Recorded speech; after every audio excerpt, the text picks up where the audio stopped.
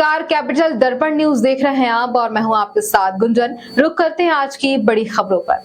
सड़क सुरक्षा कार्यशाला 2025 में पहुंचे मुख्यमंत्री डॉक्टर मोहन यादव। कार्यशाला में मध्य प्रदेश सड़क विकास निगम, पीडब्ल्यूडी विभाग, अन्य विभाग के अधिकारी उपस्थित। मुख्यमंत्री डॉक्टर मोहन यादव का कहना, राज्य में बनने वाली नई सड़कों के निर्माण और ब्लैक स्पॉट मुक्त जिला अभियान।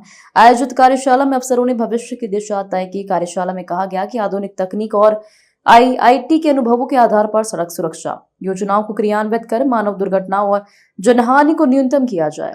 दीपावली की तरह ही सड़कों पर भी जीवन की रक्षा की दीपावली बनाए। सड़क से जीवन है, इसलिए हर निर्माण में सुरक्षा सर्वोच्च प्राथमिकता हो।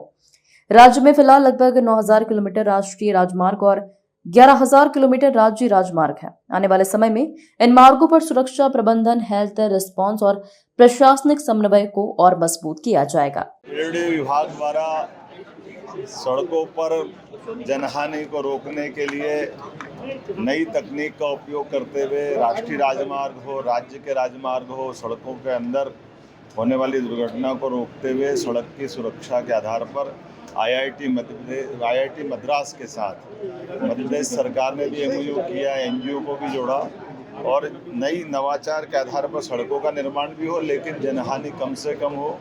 बीते समय के आंकड़ों में हमारा जो अपना पुराना रिकॉर्ड है, उस रिकॉर्ड में कम से कम दुर्घटनाओं की संख्या कैसे कम हो, इस दिशा में बड़ा अच्छा दिन भर की कार्यशाला आयोजित की जा रही है। मैं माननीय मंत्री राकेश सिंह जी को बधाई देना चाहूँगा, उनके पूरे विभाग को, आईआईटी मद्रास को भी, जिन्होंने हमारे साथ जुड़ करके इस पर काम करना शुरू किया।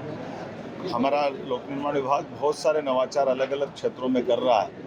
यद्यपि ये बात सही कि भौगोलिक दृष्टि से मध्य प्रदेश राजस्थान के बाद दूसरा सबसे बड़ा राज्य है। ऐसे में हमारे राज्य की सीमाएं बहुत बड़ी, लेकिन देश में मध्यम होने के कारण से किसी को भी किसी राज्य में आना जाना है तो उसको मध्य प्रदेश से गुजरना रहता है। ऐसे में ये अच्छे महत्व का विषय है। मेरी अपनी ओर से आपको बधाई दे रहा हूँ। लेकिन इसके दूसरे सेक्टर बाकी भी चीज़ें हैं, जैसे ट्रॉमा सेंटर, हेल्थ की दृष्टि से हॉस्पिटल।